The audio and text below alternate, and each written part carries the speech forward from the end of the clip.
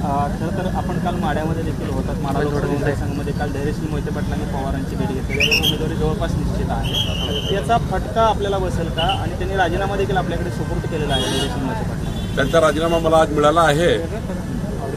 त्यांचा राजीनामा मी स्वीकारलेला आहे आणि आता आम्हाला आमची निवडणूक आम्ही लढणार आहोत. त्यामुळं त्यांनी त्यांचा निर्णय घ्यायचा. ते मोहिते पाटील कमी पडले की बीजेपीचे लोक कमी पडले का, की मोहिते पाटील एवढं सगळं देऊनही तुम्हाला सोडून गेले?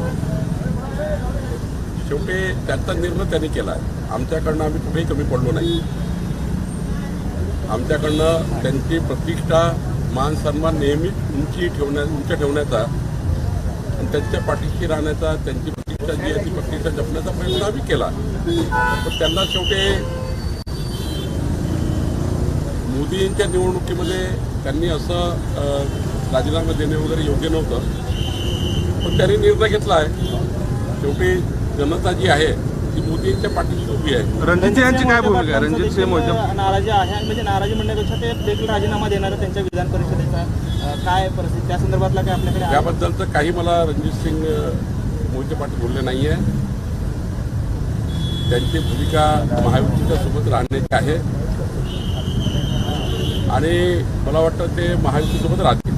तर तुम्हाला काय बोलले का करणार नाही का किंवा त्यांना त्या संदर्भातलं काही हे करणार का? रणजित सिंह मोहिते पाटील महायुतीसोबत राहतील असं मला वाटतं. तुमच्या मोठा डाव टाकल्याचं बोललं जात आहे. कशा पद्धतीने बघताय माडा? याला काही डाव वगैरे म्हणत नाही. शेवटी आमच्याकडे खूप पक्षप्रवेश होतात. शेवटी प्रत्येकाचं मन आम्ही राखू शकत नाही. त्यामुळं आमच्याकडे एखादा माणूस तिकडे गेला याचा अर्थ असा नाही की खूप काही त्यांनी आमच्याकडे हजारो लोक रोज पक्षप्रवेश करत आहेत. त्यामुळं निवडणुकीच्या राजकारणात हे कमी जास्त होत राहतं. कोल्हापूरमध्ये